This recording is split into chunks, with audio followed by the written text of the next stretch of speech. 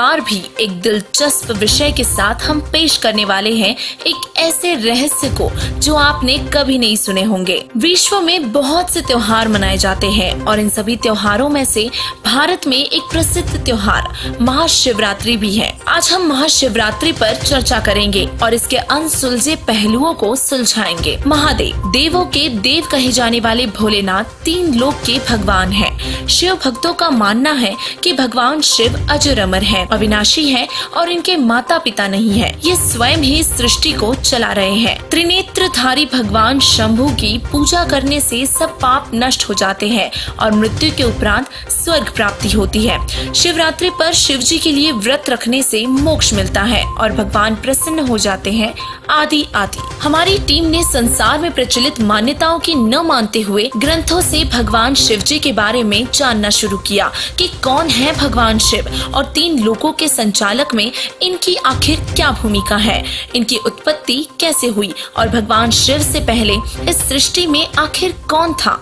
यदि भगवान शिव अमर है तो उन्हें सबसे लंबी आयु वाला क्यों कहा जाता है। क्या भगवान शिव की पूजा करना सही है? भगवान शिव की पूजा की सही विधि आखिर क्या है और भगवान शिव किसकी भक्ति करते हैं, उनसे ऊपर और कितने भगवान हैं और सुप्रीम गॉड आखिर कौन है। अब समय न गवाते हुए हम आगे बढ़ते हैं भगवान शिव जी से जुड़े प्रमाणों और तथ्यों की तरफ। शिवलिंग पूजा क्या है और शिवलिंग का क्या रहस्य है। शिव महापुराण भाग 1 विद्वेश्वर संहिता अध्याय 5 पृष्ठ 11 पर नंदिकेश्वर यानी कि शिव जी के वाहन ने बताया है कि शिवलिंग की पूजा कैसे प्रारंभ हुई।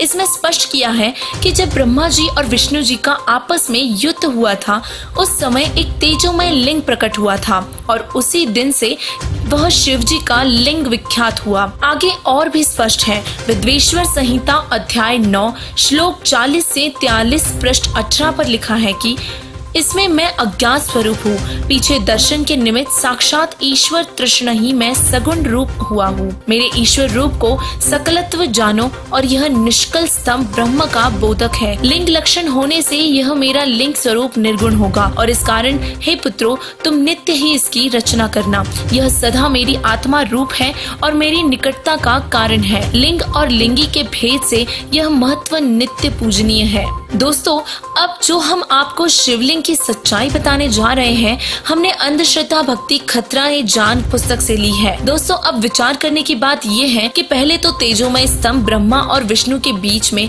खड़ा कर दिया और यह सब ये काल ब्रह्म यानी सदाशिव भगवान शिव जी का रूप धारण करके किया। शिव रूप में प्रकट होकर और अपनी पत्नी दुर्गा को पार्वती रूप में प्रकट कर दिया और उस तेजोमय स्तंभ को गुप्त कर दिया और अपने लिंग गुप्तांग के आकार की पत्थर की मूर्ति प्रकट की और स्त्री के गुप्तांग लिंगी का पत्थर की मूर्ति प्रकट की और उस पत्थर के लिंग को लिंगी में प्रवेश करके ब्रह्मा और विष्णु से कहता है कि यह लिंग तथा लिंगी अभेद रूप है, यानी इन दोनों को ऐसे रखकर नित्य पूजा करना। इसके बावजूद यह बेशरम पूजा पूरे हिंदू समाज में देखा देखी चल रही है। इस पूजा का विवरण न तो किसी वेद में है और न ही गीता जी में है। इससे सिद्ध होता है कि ये पूजा व्यर्थ है, अनुत्तम है और शास्त्र विरुद्ध है। भगवान शिव कौन है? तीन लोक में एक विभाग के भगवान है। तमगुण युक्त भगवान शंकर संहार क्रिया करते हैं। अपना अधिकतर समय समाधि में रहते हुए भोलेनाथ अपने श्वासों को नियंत्रित करते हैं। पूर्ण परमात्मा नहीं है, यह अजर अमर अविनाशी भी नहीं है, इनका भी जन्म और मृत्यु होता है। सबसे लंबी आयु वाले भगवान शिव की दीर्घ आयु का राज उनका समाधि लगाना है, जिससे वो अपने श्वासों को नियंत्रित करके सबसे अधिक आयु वाले हैं। अब ये सब सुनकर आपको आश्चर्य जरूर लगा होगा, तो आइए अब आपको प्रमाण बताते हैं। यह आप सभी जानते हैं कि भगवान शिव अति शक्तिशाली है। शिव पुराण में एक प्रकरण आता है कि एक बार भस्मागिरी नाम का एक साधु एक पैर पर खड़ा होकर भगवान शिव के लिए तप किया करता था।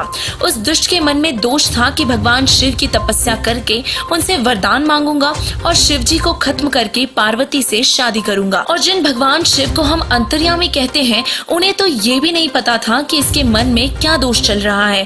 एक दिन पार्वती के कहने पर भगवान शिव ने भस्मागिरी की तपस्या से प्रसन्न होकर उसको आशीर्वाद दिया और वरदान मांगने को कहा। तब भस्मागिरी ने शिव जी को वचनबद्ध करवा लिया और उनसे उनके हाथ में पहना हुआ भस्म कड़ा मांगा।